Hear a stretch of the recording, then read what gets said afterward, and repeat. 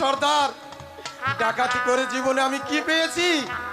ডাকাতি করে পেয়েছি শুধু মানুষের গঞ্জনা, লাঞ্ছনা আর অপমান। তাই তো বলছি, এই ঘৃণ্য জগতে আমি আর থাকবো না সর্দার। তুমি আমাকে ক্ষমা করো সর্দার। রাজি হয়ে যাও। তোর কোনো ক্ষমা নেই, তুই রাজি হয়ে যা সর্দার। এই মন্ড, ওই কালো, ওই লালুকে ধরে পিটা। সর্দার, সর্দার, পালাই সত্য। সর্দার। বাদ, অনেক হয়েছে।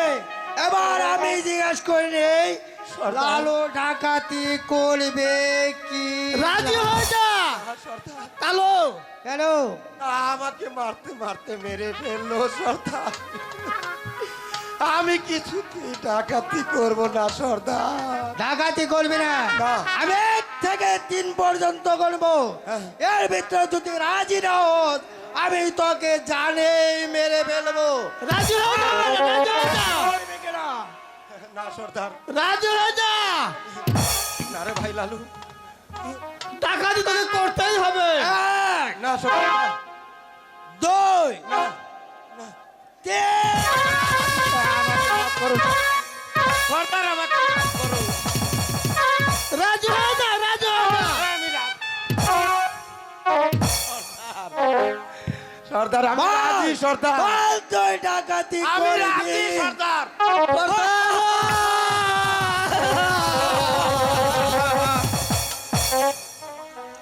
ওঠ লালু, তুই যখন ডাকাতি করবার শিখে রেখেছ, হ্যাঁ, সর্দার। এই তুই একটু বাইজি আর সোরার ব্যবস্থা কর। কোথায় গেছিস?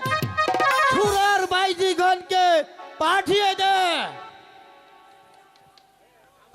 যাও, যাও ভাই লালু, বাইজি আর সর্দার। এসো বাইজিগণ, এসো। তোমরা নেচে গিয়ে সর্দার। আমার সর্দারের মনটাকে আনন্দ ভোগ করাও। তুমি আমাকে তাই নতুন জীবন তাই। দিয়েছো। শুধু সর্দারকে আজ আনন্দ করে নয়, আমার হ্যাঁ, সব মনটাকে হবে। আমি তোমাকে তুমি আমাকে নতুন জীবন দিয়েছ, আজ আনন্দ করে তোমার মনটা আমি ভরিয়ে তাই হবে। দিয়েছি। বাইজিগণ, সর্দার একটু সুরা। এদিকে সর্দার আপনি। বাহ। তোমাকে চাই আমি আরো কাছে, তোমাকে বলার আরো কথা।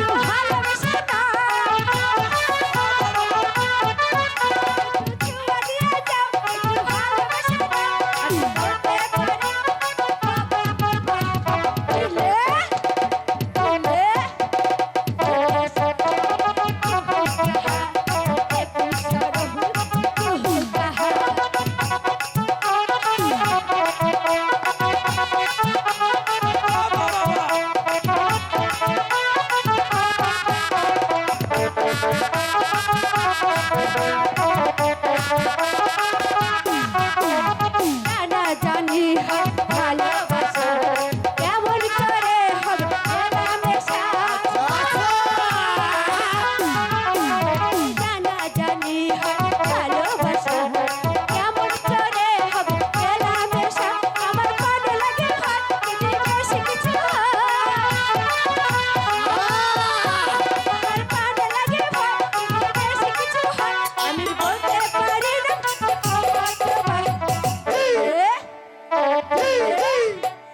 দিলে সরম লাগে ঠিক আছে কেমন লাগছে?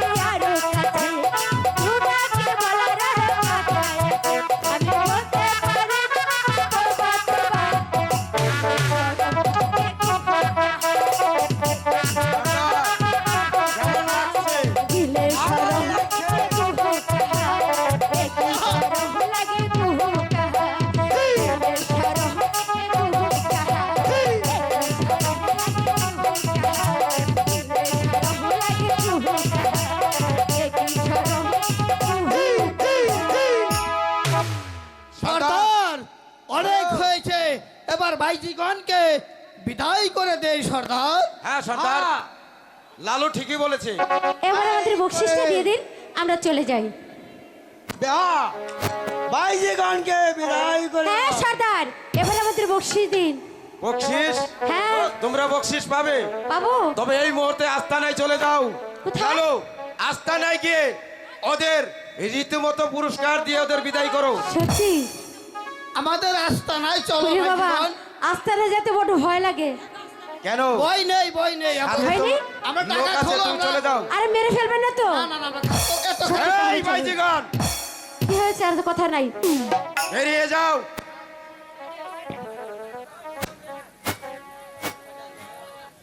সর্দার বলো। কেমন? বন থেকে আমি চলে যাব অন্য বনে, আর শুনেছি এই বনে নাকি ডাকাতের ভয় আছে। আমি এই মুহূর্তে চলে যাব। তোমার কাছে যা কিছু আছে কে তোমরা? বাদশাহ একাব্বর। আমরা আমরা ডাকাত। ডাকাত? হ্যাঁ ডাকাত। তাই বনমাঝে আমার কাছে তোমরা কে চাও? তোমার কাছে যা কিছু আছে, হীরা মুক্তা সব জহর, আমাদেরকে। যা কিছু আছে সব বের করে দাও। আরে ডাকাতের দল, আমার কাছ থেকে তোরা কোনো কিছুই নিতে পারবি না। তোরা কি ভুলে গেছিস একদিন তোর পিতা আমার পিতার সাথে ডাকাতি করতে গিয়েছিল? সেদিন আমার পিতার হাতেই তোদের পিতার মৃত্যু হয়েছে। এবার পুরনো ইতিহাস, পুরনো ইতিহাস ঘেটে কোনো লাভ নেই।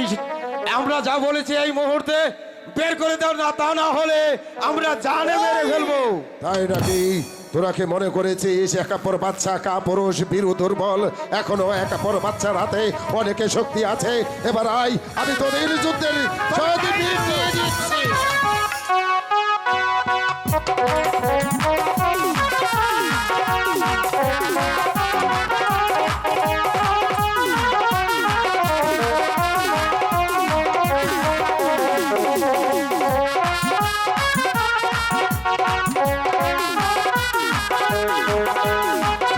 এবার দাও যা কিছু আছে। ওগো এই বনবাজে কে আছো? কেউ নেই। আমাকে এই ডাকাতের হাত থেকে বাঁচাও। ওদেরকে কোথায় আছো?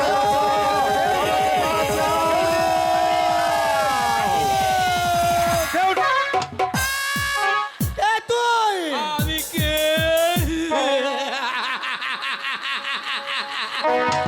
যদি জানে বাঁচতে চাস তাহলে এখান থেকে কেটে পর, তা না হলে এই অস্ত্র লাগাতে তোর মাথাটাকে জমিনে নামিয়ে দেবো।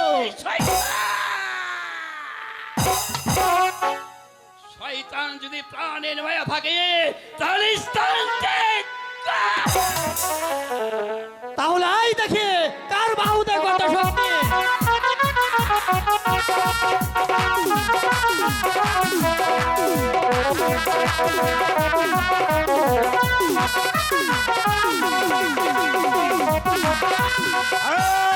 এই বনরাজ,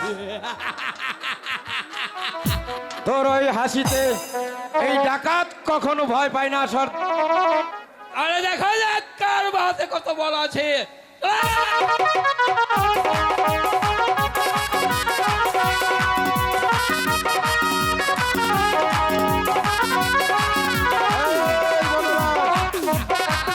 ভালো ভালো বলছি,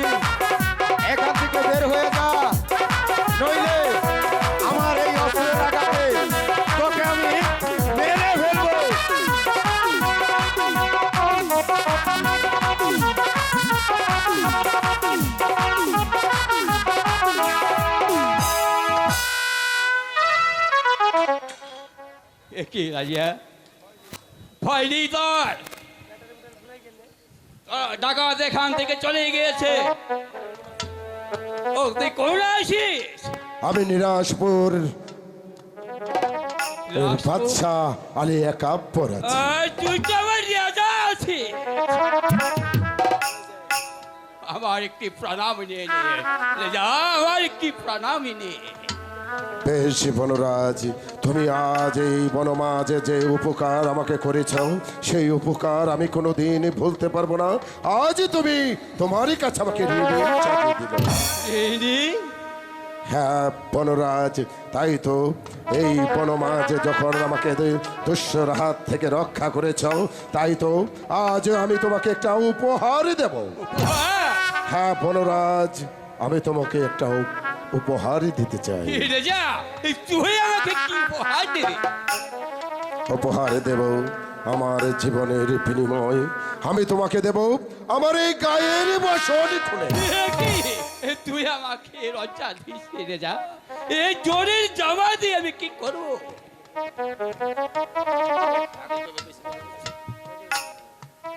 রাজা তুই যখন আমাকে এই জোরের জামা, তাহলে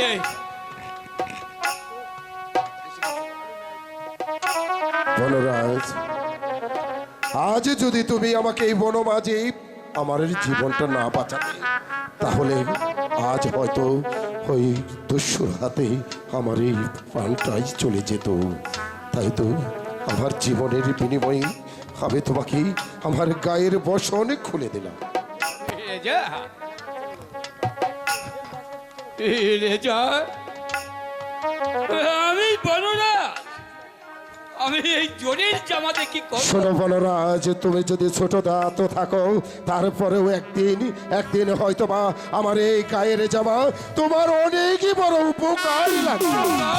হ্যাঁ হ্যাঁ বনরাজ, শুধু আমার গায়ের জামাই নয়, আমার অনেক স্বাদের অনেক আদরের, তুমি চেয়ে দেখো গাছের নিচে বাঁধা আছে উড়িয়া বাজি ঘোড়া, যেটার উপর উঠে আমি এসেছিলাম এই জঙ্গল বাজে, সেই ঘোড়াটাও আমি তোমাকে দাঁড়ি করলাম।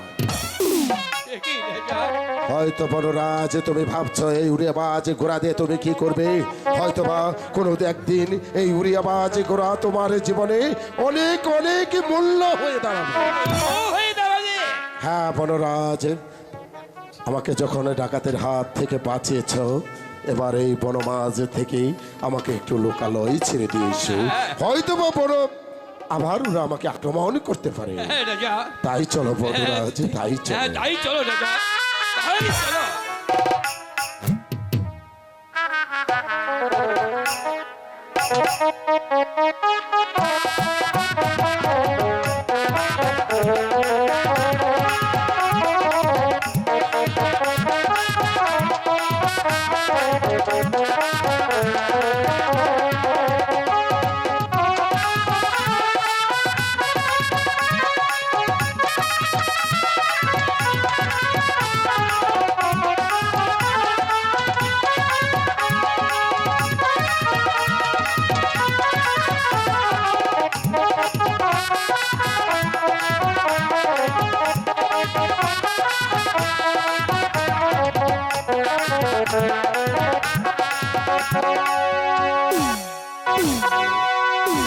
হ্যালো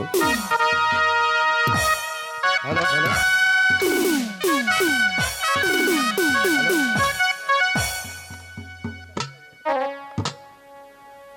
উজির সাহেব, যে হ্যাঁ আপনার আমি শিকার থেকে ফিরে এসে লক্ষ্য করছি আমার রাজ প্রাসাদে পরিষ্কার পরিচ্ছন্ন, অথচ মালিবালানির দেখা আমি কেন পাচ্ছি না।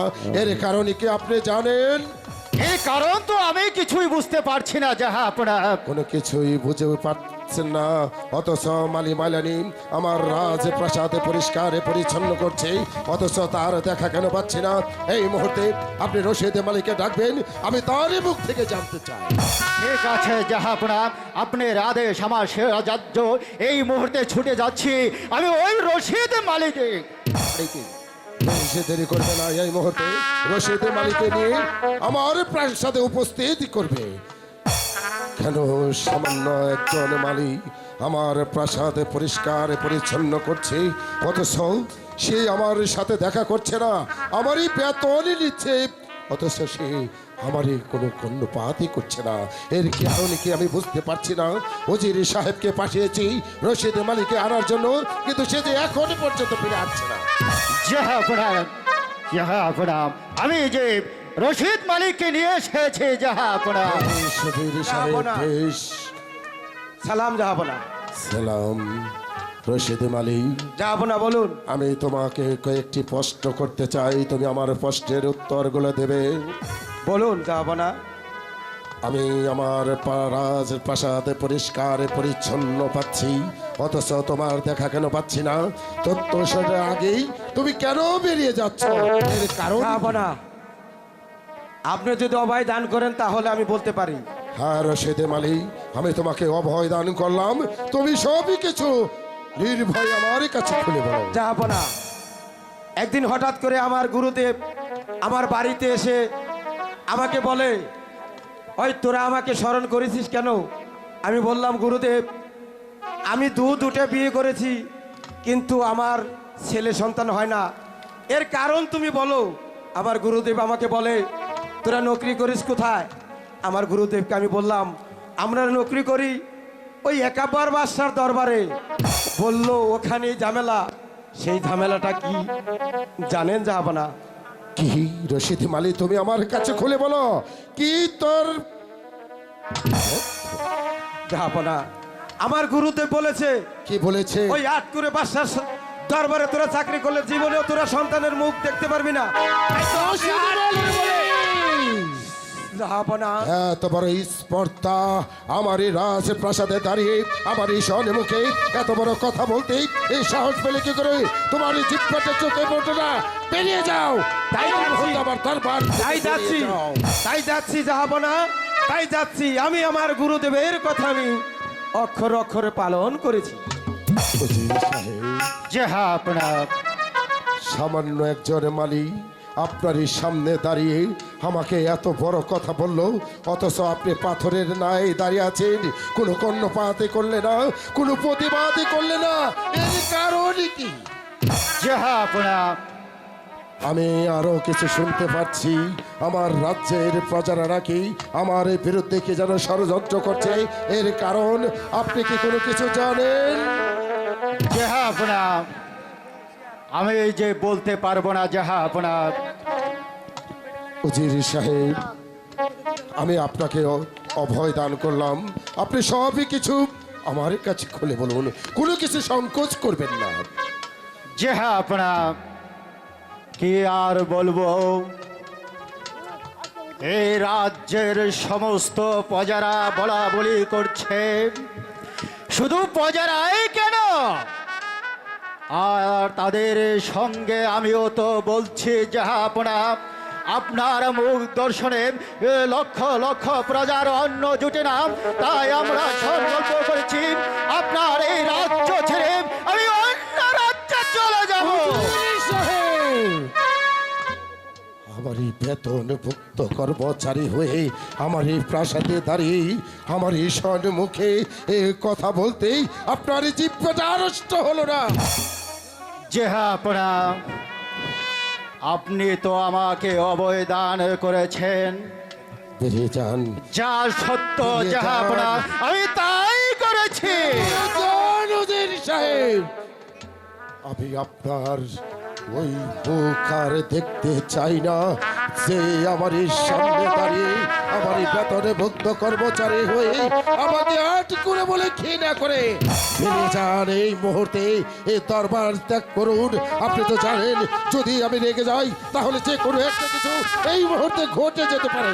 বেরিয়ে যান। বেশ বেশ, আমি তাই যাচ্ছি, কিন্তু যাবার পূর্বে আপনাকে আমি একটি কথা বলে যাচ্ছি, যে অপমান করে আপনি আমাকে এই রাজ্য থেকে তাড়িয়ে দিচ্ছেন, একদিন ভুল দেখবেন, সেই দিন এই উজিরের জন্য আপনাকে একদিন অনুতপ্ত করতে হবে, অনুতপ্ত করতে হবে, অনুতপ্ত করতে হবে। উজির সাহেব, উজির সাহেব, কেন কেন আমি উজির সাহেবকে অপমান করে দরবার থেকে তাড়িয়ে দিলাম। সে তো নির্দোষ, সে তো সত্য কথাই বলেছে। আমি তো জানি, আমি আমার মুখ দর্শনে লক্ষ লক্ষ প্রজার মুখে অন্ন জুটে না, সেটা তো আমি জানি।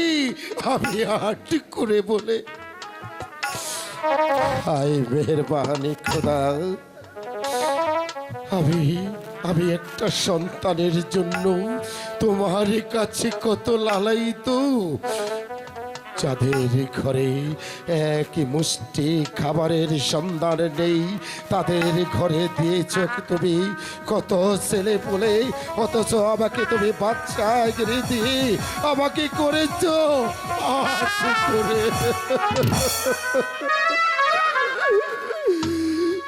মেহেরবানি খোদা, আমি তোমার কাছে কি অপরাধ করেছি যার কারণে আমাকে তুমি আট করে বাচ্চা করে রেখেছ এই সিংহাসনে? না না, আমি আর এই প্রাসাদে এই রাজ্যে থাকবো না। আমি পালিয়ে যাব এই রাজ্য ছেড়ে, এই সিংহাসন ছেড়ে আমি দূরে, অনেক দূরে চলে যাব। ব্যথা চিন্তা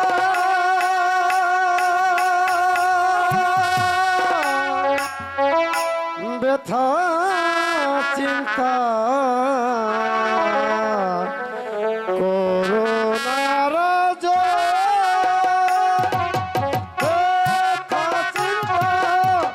ব্যথা চিন্তা করোনার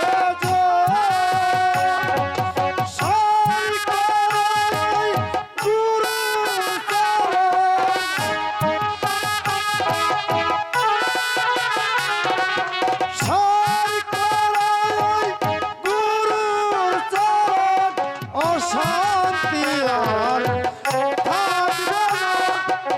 ব্যথা চিন্তা ব্যথা চিন্তা করোনার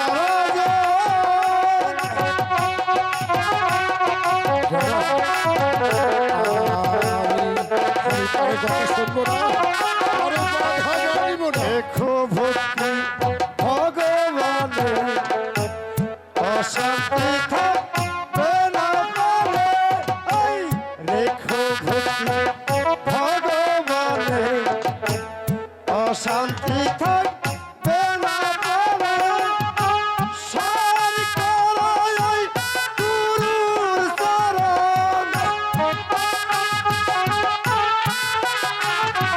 সারি করো এই গুরুর চরণ, অশান্তি তোর থাকবে না রে। ব্যথা চিন্তা ব্যথা চিন্তা করোনার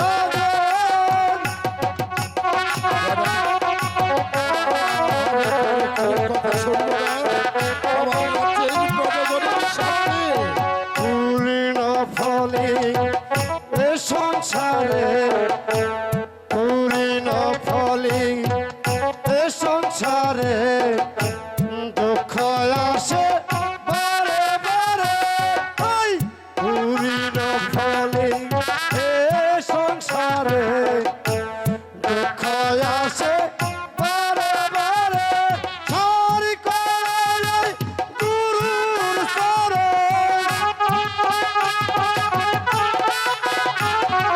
সারি করে গুরুর চরণ, অশান্তি তোর থাকবে না রে।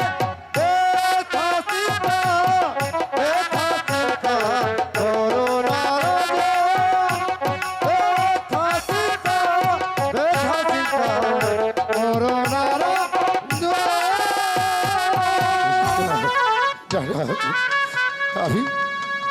আমি আর কোনো চিন্তা করব না। আর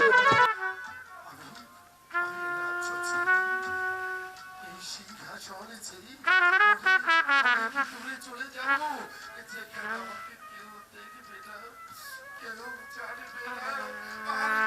আর করে না বলে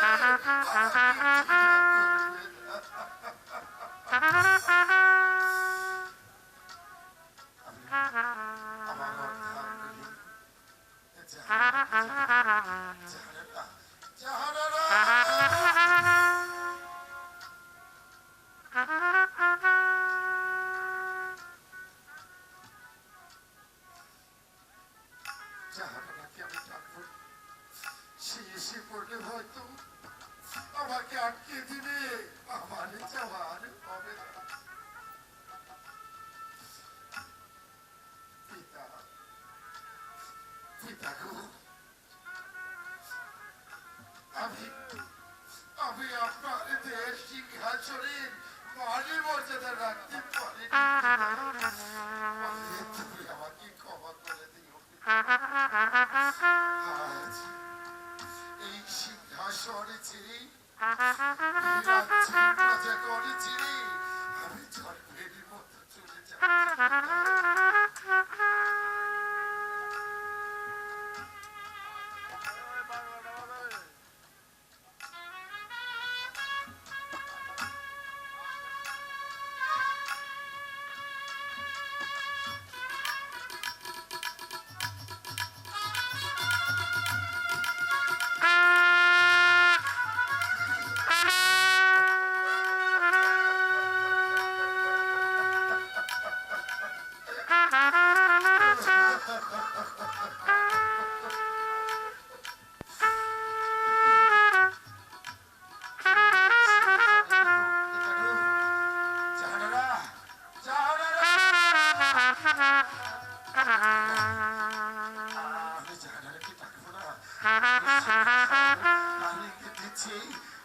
আমাকে যেতে দিবে না।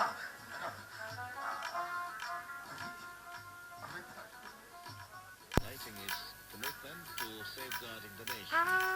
He said this at the graduation ceremony of the National Defense College, NDC, today. Addressing the defense personnel, Professor Dr. Mohammed said, the contribution of United Nations internationally acclaims to express his felicitation to the International Course members for successfully completing the National Defense Course 2024 and asked them to act as goodwill ambassadors for Bangladesh in their respective countries beyond the borders of the countries. Congratulating the new graduates, the chief advisor said their long interaction in the NDC has added great value to their understanding for the need of collaborative approach in all national problems. Chief advisor Professor Dr. Sheikh Hasina Ghazali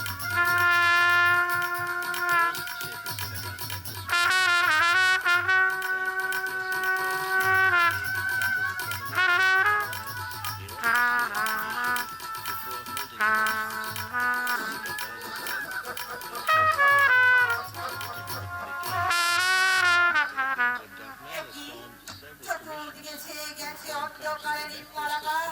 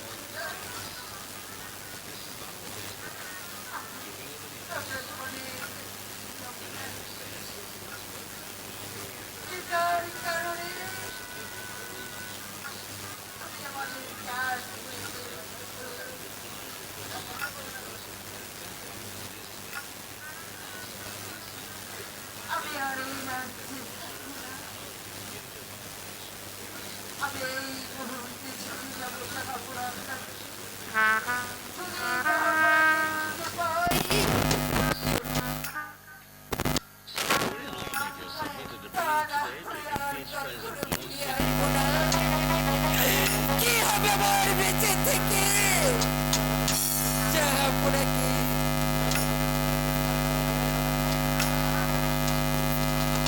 Enterprise declaration of martial law in the country caused a standoff. Activity sends to the media. The main opposition party DP called for UN to resign. আর কিছুই চাই না আর চেয়েছিলাম তার মাঝে থেকে তুমি আমাকে বঞ্চিত করেছো